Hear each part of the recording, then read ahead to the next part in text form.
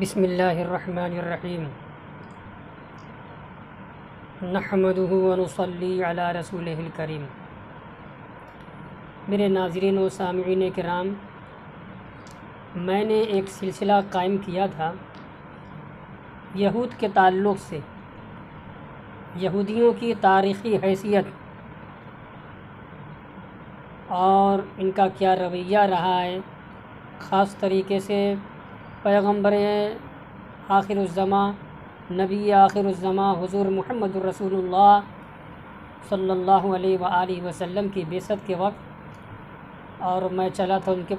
اور پہلے سے۔ تو آج میں آپ کو یہ واقعہ بتلاؤں گا یہودیوں کے تعلق سے کہ ان کے اندر کتنی حسد اور کتنا کینہ اور کتنا بغض بھرا تھا مسلمانوں کے خلاف۔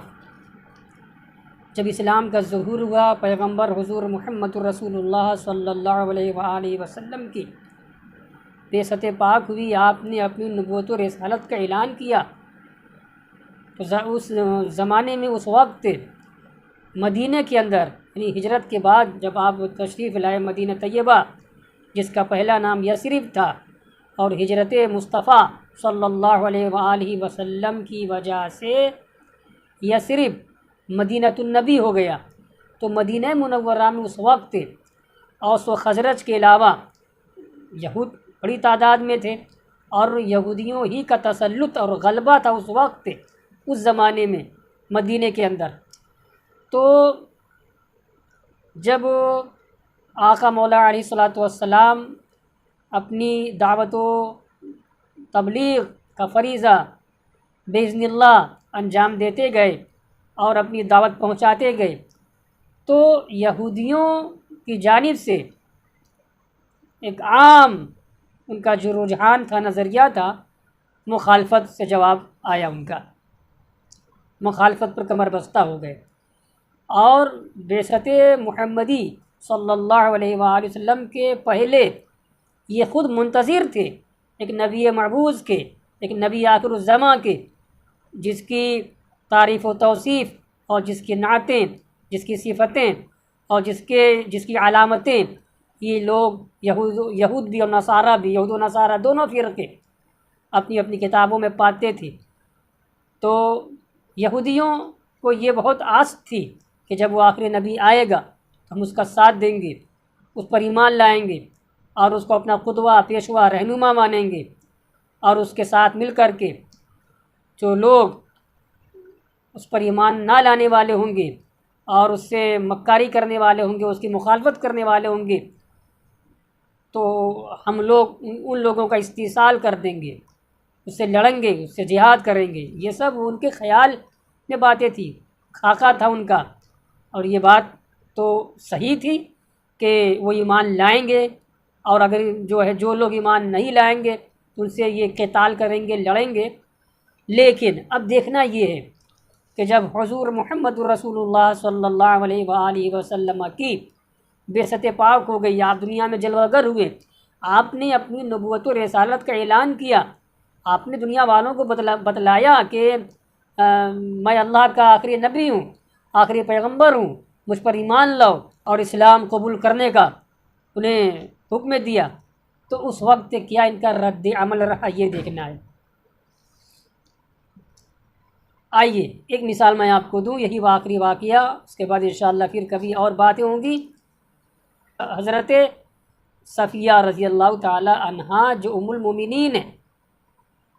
اللہ کے رسول صلی اللہ علیہ وآلہ وسلم کے عقد پاک میں یہ آگے چل کر کے آئی ہیں، ان کا قبیلہ یہود کا تھا۔ یہ صاحبزادی ہیں، بیٹی ہیں حیی بن اخطب، اور ان کے چچا کا نام تھا ابو یاسر۔ یہ دونوں لوگ، ان کے والد بھی اور ان کا چچا ابو یاسر، قبیلہ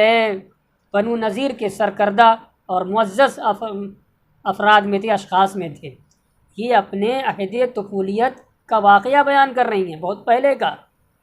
کہ جب حضور علیہ الصلوۃ والسلام مدینہ تشریف لائے، اور اس وقت حضور قباء میں جلوہ گر تھے، قباء میں فروکش تھے، تو بالکل صبح کے وقت علی الصبا اندھیرے منہ یہ دونوں یہ کہتی ہیں کہ میرے والد حویئی بن اخطب اور میرے چچا ابو یاسر یہ دونوں گئے دیکھنے محمد رسول اللہ صلی اللہ علیہ وسلم سے ملاقات کرنے۔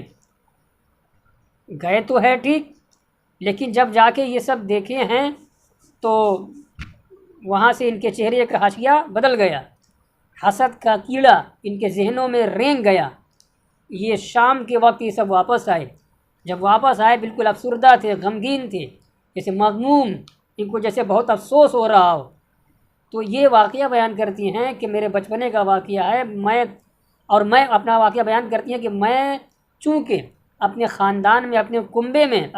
میں میں اپنے باپ کی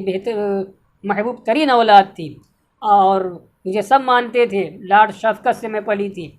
تو جب شام کے وقت میرے باپ اور میرے چچا یہ دونوں آئے، قبا سے واپس آئے، گھر آئے،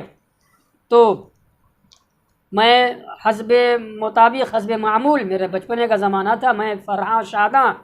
اور کھلکھلاتی میں دوڑی باپ کی طرف، چچا کی طرف، لیکن نہ باپ نے مجھے وہ شفقت سے نوازا، نہ چچا نے میری طرف التفات کیا، اور دونوں بہت مغموم تھے اور بہت حسرت زدہ تھے اور بہت ہی گویا کہ جلن میں ہیں، اس وقت ان کو جلن ہو رہی ہے۔ تو اب اس کے بعد کہتی ہیں یہ کہ میں نے اس وقت جو گفتگو سنی اپنے چچا کی اور اپنے والد کی وہ یہ تھی، چچا نے کہا کہ کیا اپنے بھائی حویئی بن اخطب سے، یعنی میرے والد سے، میرے چچا نے میرے والد سے کہا کیا یہ وہی نبی مبعوث ہے جس کی ہم بشارتیں پاتے تھے، ہماری کتابوں میں جس کی علامتیں، نشانیاں، صفتیں لکھی ہوئی ہیں؟ والد نے کہا کہ بے شک، خدا کی قسم، یہ وہی نبی ہے جس کی نشانیاں ہم نے جانی ہے کتاب مقدس میں، یعنی تورات میں۔ چچا نے کہا کیا تمہیں اس کا علم ہے اور تم یہ یقین سے کہہ سکتے ہو، یقین رکھتے ہو؟ والد نے کہا ہاں یقیناً یہ وہی نبی ہے۔ چچا نے کہا تو اب کیا ہم لوگ کریں؟ ہم لوگ گئے قبا تک، ہم لوگوں نے دیکھا،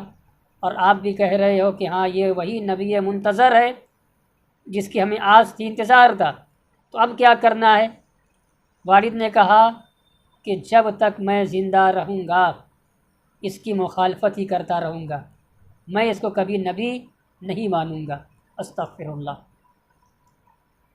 تو اب دیکھیے، میں آپ کو بتلانا یہ چاہتا ہوں، حالانکہ یہ واقعہ تو ایک انفرادی ہے نا، لیکن یہ متعلق ہے پوری یہودیت سے، پورے قبائل یہود سے، اور ایسی اور بہت ساری مثالیں آگے آئیں گی، واقعات آئیں گے جن سے صاف ظاہر ہوتا ہے اتنی مکار، اتنی غدار، اتنی شاطر مزاج اور اتنی حسد و کینہ و نفرت میں جلنے والی، بھولنے والی، جل جانے والی کوئی قوم شاید دنیا میں نہ ہو جیسی کہ یہود قوم ہے۔ اللہ ان کے مکر سے، ان کی شاطر مزاجی سے، ان کی غداری سے اور ان کی انسانیت سوچ صفات سے اللہ تبارک و تعالی ساری کائنات کو محفوظ رکھے، آمین۔